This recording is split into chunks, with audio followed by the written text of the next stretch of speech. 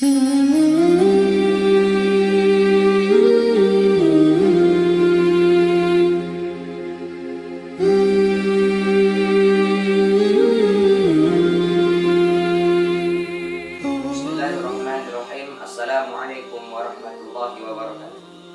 Alhamdulillahirabbil alamin wa bihi nasta'inu ala umuri dunya waddin. Wassalatu wassalamu ala asyrafil anbiya'i wal mursalin sayyidina wa maulana Muhammadin wa ala alihi wa sahbihi ajma'in. Amma ba'd. Puji syukur kehadirat Allah Subhanahu wa taala sang Khalik kita yang senantiasa memberikan kepada kita nikmat, taufik, hidayah, inayah dan maghfirah sehingga kita masih diberikan kekuatan, kesempatan untuk mengemban amanah sebagai khalifah di muka bumi ini, sebagai hamba yang diwajibkan untuk selalu senantiasa beribadah kepada Allah Subhanahu wa taala. Salawat dan salam tak lupa kepada junjungan kita, nabi kita, baginda kita, Nabi Muhammad sallallahu alaihi wasallam, uswah hasanah kita yang kita harapkan syafaatnya kelak di yaumil qiyamah. Allahumma amin. Teman-teman semuanya, kembali lagi di channel YouTube saya. Pada kesempatan hari ini saya akan membahas atau kita akan berbicara, ngobrol tentang salah satu tokoh Islam yang berpengaruh yang ada di Indonesia. Beliau adalah Bapak Wahid Hasyim. Mungkin bagi kita kalangan mahasiswa sangat familiar sekali mengenai nama beliau ini. Beliau merupakan salah satu putra dari Hadratus Syekh Hasyim Asy'ari, pendiri Nahdlatul Ulama, organisasi Islam yang terbesar yang ada di Indonesia. Beliau merupakan salah satu tokoh yang banyak sekali berkecimpung di dunia politik, pendidikan yang ada di Indonesia.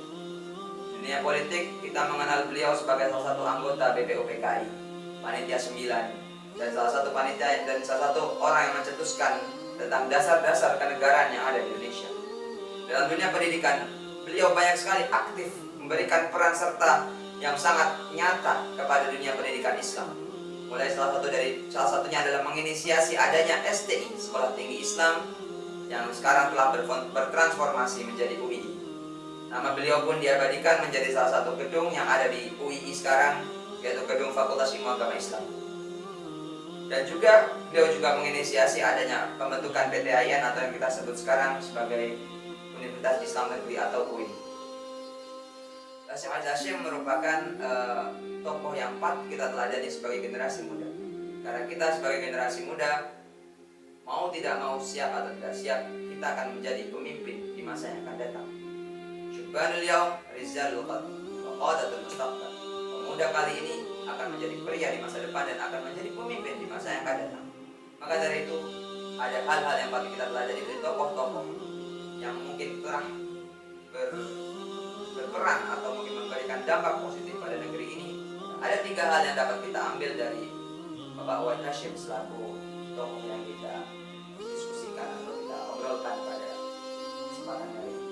Yang pertama adalah Bapak Wahid Hasyim itu berani untuk membuat suatu perubahan. Ketika Bapak Wahid Hasyim selesai mondok di beberapa pesantren yang ada di Jawa Timur pada waktu itu, beliau pergi haji dan bermukim di Mekah selama 2 tahun. Setelah itu dia mempelajari Islam lebih lanjut.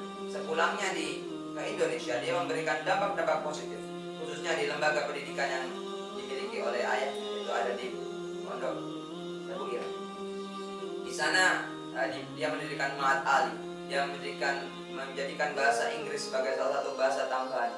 Dia memberikan perubahan-perubahan dan juga menyisipkan atau memasukkan pelajaran-pelajaran umum modern, sehingga pelajaran yang ada di pondok itu tidak hanya belajar agama saja, melainkan ilmu umum juga. Perubahan yang sangat berani saya katakan untuk di lingkungan pondok yang ada di yang berlatar belakang Nahdlatul Ulama. Beliau berani mengusulkan suatu hal yang baru, dan dia juga berani untuk mengeksekusi atau menjalankan hal-hal tersebut, dan dia juga berhasil dalam hal tersebut. Kita dapat meladani pada zaman sekarang banyak sekali pemuda-pemuda, apalagi di media sosial kita banyak temui, banyak sekali yang berani berbicara tapi tidak berani untuk merealisasikan. Banyak yang hanya sekedar berani bicara tapi diam dalam aksi. Maka dari itu kita sebagai pemuda patut kita berani memberikan suatu perubahan dengan memberikan gagasan, memberikan usulan, dan juga kita harus berani mengeksekusi, kita harus berani menjalankannya.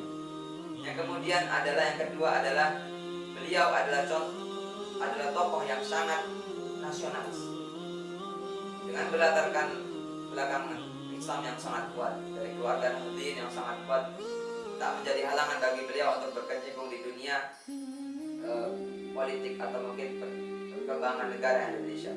Terbukti beliau menjabat sebagai Menteri Agama beberapa periode, 3 periode.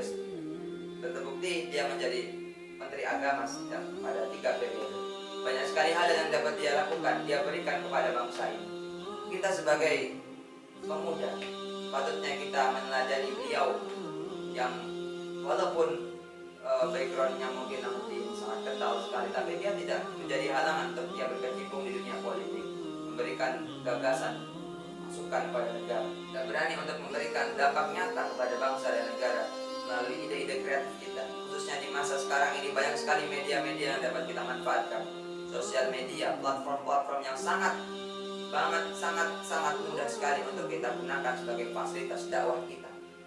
Berkecimpungnya Wahid Hasyim di dalam dunia politik bukan hanya sebatas untuk mencari kekuasaan, melainkan dia sebagai sarana dakwah untuk menjelaskan Islam kepada kaum-kaum, untuk pada masyarakat yang lebih luas, kepada kaum-kaum nasionalis pada zaman itu, bahwasanya Islam adalah suatu agama rahmatan lil alamin. Dan yang ketiga yang dapat kita pelajari dari beliau adalah sikap toleransi yang sangat besar sekali terhadap sebagai Menteri Agama selama 3 periode. Beliau dapat menjaga ketentraman dan menjaga kondusivitas negara pada saat itu, walaupun Indonesia ini memiliki latar belakang yang sangat berbeda-beda. Masalah intoleran sangat sering sekali kita dengar di masa sekarang.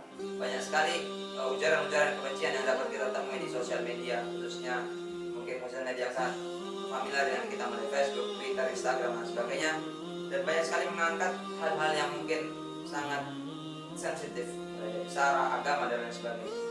Bahkan tidak jarang agama dijadikan bahan bercandaan. Maka dari itu kita sebagai umat muslim, kita sebagai calon pemuda, kita sebagai pemuda, calon pemimpin yang masih di masa depan, patutnya kita menjadi pribadi yang sangat islami dan juga jadi pribadi yang dapat menerapkan toleransi kepada siapapun. Di Indonesia kita bernegara, kita hidup berdampingan, dan patutnya kita dapat berhidup berdampingan juga dengan saudara-saudara kita yang mungkin non Islam. Perbedaan agama tidak menjadi batasan kita untuk menjalankan silaturahmi.